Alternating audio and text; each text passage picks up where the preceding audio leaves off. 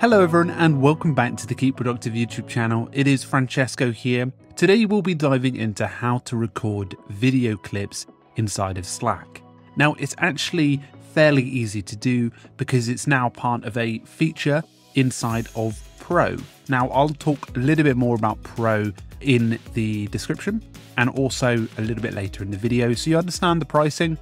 But you can see down here that you can record 3 types of media: video, audio, and even screen. So let's start with the video aspect of it. So when you get started, you need to give permissions to these applications. First off, giving permission to the camera. Then in order to allow your screen recording to go on, you need to go to system preferences and change that. So if that's the first time doing that, just to note, you will have to quit Slack and reopen it just for the sake of resetting the system settings, just to note that. Now to record a video clip once you got that started, it uses whatever camera preference you choose. So you can turn the camera off and only share the screen as well. You can also mute your microphone and add a new blurry background. As you can see, much like Microsoft Teams, it adds a blurry background to help remove any noise in the image. You can also go to settings and choose the right camera or microphone. Now down here, you can choose to share your entire screen, and as you can imagine, you can hit record and the recording will begin in 3 seconds. Now, as you can see, there is a time limit on 5 minutes. However, when I was actually setting this up, I didn't actually notice that they had any limitations on how many you could send inside the Pro account. Although there's only 5 minutes per file. I guess this is due to the amount of file that you're going to send over.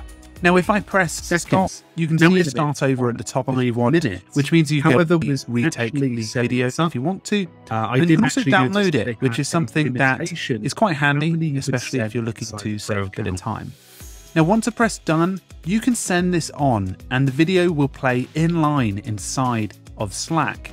This is different, for example, to a YouTube video because although you might get an embeddable YouTube video, it actually is built inside and for the service.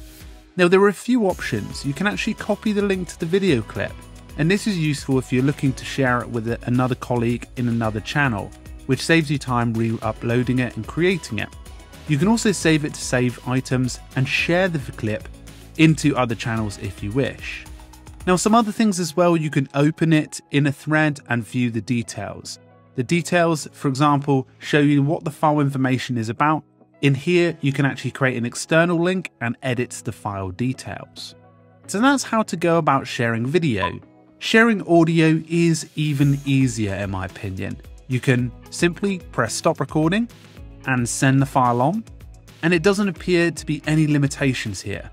And what's nice as well is you can speed up playback when you go to play it. And you could do the same stuff like copy link to audio clip, which is very helpful.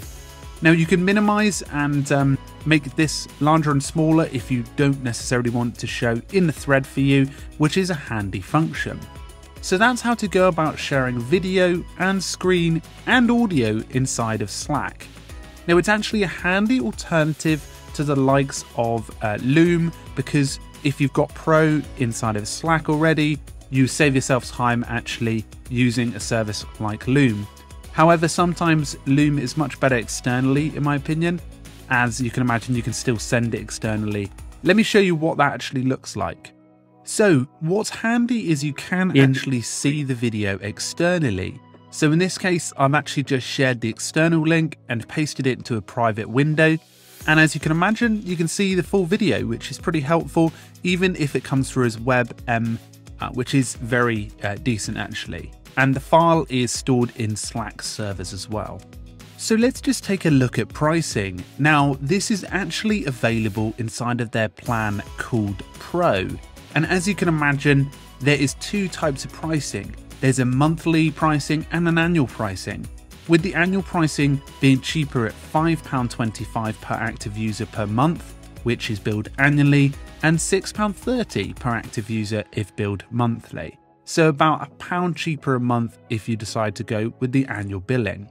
Now you do get a lot more, including the likes of group calls and screen sharing, and much more, including what looks like unlimited access to that function, as long as you upload within the 5-minute bracket. One other function that is quite helpful inside of this is actually the transcription that audio can do. So as you can see here, when you upload an audio clip, the transcription comes through and you can actually go to certain segments and it will automatically timestamp those, which is very beneficial for saving you and your colleagues time, especially when you're sharing them around the office and you're wanting to condense the information. So that's one of the benefits above an application like Loom in the basic plan that they have.